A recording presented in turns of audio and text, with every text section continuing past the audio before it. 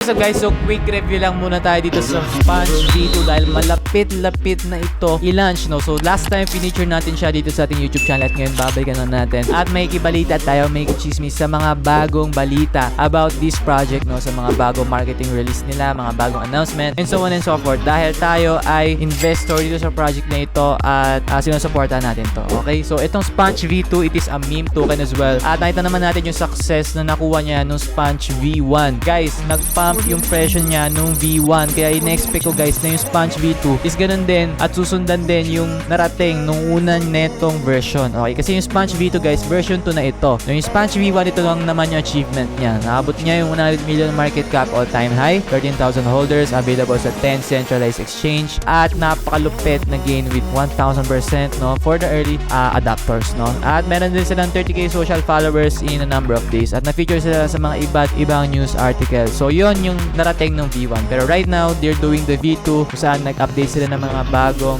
mga ability, mga bagong technology around it, and this time they wanted to make it better and long-lasting. Kaya nakita man natin, if history repeats itself, this can be successful as well. No? So, especially for early adopters. No? Kaya tayo, nung unang pag-release nito, bumili agad tayo. Di ko lang papakita sa inyo kung magkano. Pero ito na nga guys, last chance to buy V2, it will release soon. Okay? Yung Sponge V1, discontinued na siya guys. Okay, so yung Sponge V2 ngayon, ito naman yung talagang paglalaanan nila ng attention. No? So ito nga pala guys, available yung white paper nila dito sa website nito at how to buy and stake. Okay, dito pwede nyo na rin bilhin yung token nila dito. Okay, with the use of ETH/USDT, itong website na to is spongetoken.vip. Lalagyan natin sa ating pinned comment or sa description box para isang click nyo lang, nandito na kayo. Okay, so ito guys, basahin natin yung mga exciting na news updates ngayon.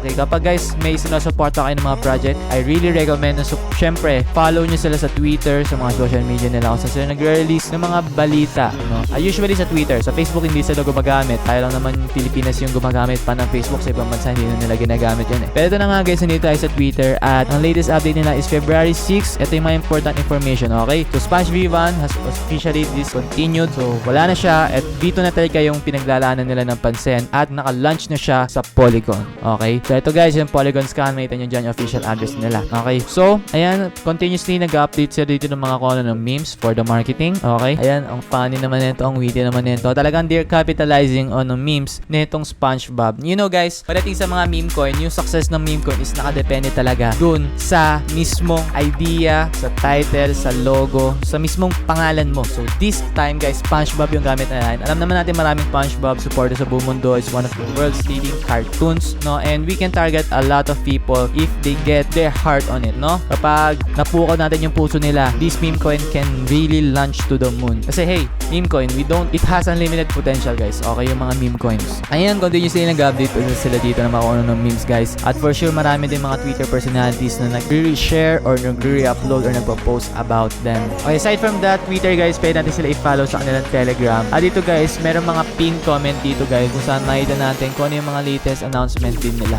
Ito nga pala guys, yung deck screener nila ng Sponge X-Matic. Okay, ito nga pala yung presyo niya ngayon guys. As we can see, it's steadily rising up, no? So as you can see guys, most of the time yung mga project na review natin talagang paangat yung trend. Hindi tayo nagpo-focus sa mga project ng pump and dump. Talagang nakita nyo guys, lahat ng mga project na review natin sa channel natin talagang bago-bago at maraming potential na kaya nilang i-unleash. Kita nyo naman dito guys, it started trading from 0.005 and now it's at 0.012 guys. Imagine, that's already been an increase of, let's see, and guys, so kita nyo ba yan? 0.05 to 0.012, that's already 100% to 1000% increase, no? Ang lupet guys. Okay, so dito guys, meron din silang staking option, no? Kapag pumili kayo, pwede nyo rin siya i-stake while holding it. So this is a way to benefit people to hold it for longer periods of time, and that's what we want. If we want the project to succeed long term, we want people not to sell easily, no? We want people to have diamond hands at to really hold and believe in the project for the long term and don't sell, no? We want holders with diamond hands, so we keep the value going up, we keep people believing more, and naka-trap tayo kasi kapag nag-sell agad tayo, edi ang mangyayari niyan, marami rin magsisell at wala na, patay na yung product, so pump and dump na. So ito, meron sila staking option dyan guys. After nyo bumili ng token nila, for example, bibili ka either Ethereum, gamit mong token, tapos bibili ka ng Sponge token nila or USDT, depende sa preference nyo. Pero for example, bibili tayo $100 worth of USDT. Ang conversion rate niya is 87,154 dahil nga mura-mura pa yung token nila, diba? 0.0012. Ayan, V2 current price. So, we're talking about 1,000% of increase here, guys. Nakita naman natin, pakita ko naman sa chart kanina. Ayun, no, guys, so 1,000% increase. So, yun, guys, kung gusto nyo bumili, guys, i-connect nyo lang yung inyong wallet dito. Okay, secure na secure to, guys. Huwag kayong mag-alala. This is officially verified. At nakita nyo, guys. Okay, pero mag-iwas pa rin kayo and be safe sa mga potential na mga scammers. Okay, meron kasi mga iba na gumagawa ng mga clone na website. So, pag bumili ka doon ng token, for sure, mawawala yung pera mo kasi hindi yung official website. So, pwede nyo i-double check kung yung mismong website nga ba talaga ng project yung pagbibilan mo by going on the Telegram or sa Twitter at makita nyo naman doon kung ano yung official na website nila. Ito, guys, yung official na website. Para di kayo lalo malito, lalagyan na lang natin sa description box natin or sa pin comment para isang click nyo na lang, nandun na kayo. Okay, so kukunin nyo lang, guys, yung wallet dito, either MetaMask or Wallet Connect, or you can also buy with Mati kasi nga available na sa Polygon. Okay, so kapag nabili nyo na, guys, pwede nyo sila i-stake in this tab. Okay, staking tab, ayan, meron silang reward rate of 189 per annum. Grabe, napakataas. At yung V2 reward rate naman ay 933% per annum sa Polygon. Or sa Ethereum, 189%. So, marami na nag-staking, guys. Already, 8 million worth of tokens punch ang already naka-stake. So, guys, ilagay nyo lang, input nyo lang dito kung ilan yung token na gusto nyo stake. And then, click nyo lang yung stake. Okay? At may nyo lang dito, guys, kung ilan yung stake tokens na available. Okay? Okay, yung roadmap nila, guys, unti-unti, palapit na sila sa kanilang stage 2.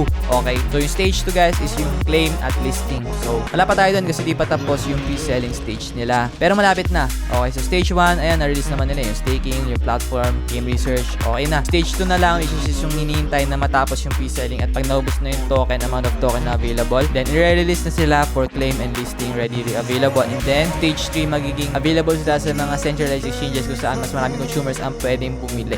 Okay? So, disclaimer lang, they're not affiliated mismo with Disney or whoever created SpongeBob, Nickelodeon, I don't know, pero hindi sila talaga affiliated doon. Pero okay lang kasi is a meme coin and crypto naman, so is highly unregulated, kaya okay lang sa mga ganito. Di naman sila maaano ng copyright. Okay, so yun lang, guys, maraming salamat sa punondon nyo. See you soon sa ating next video.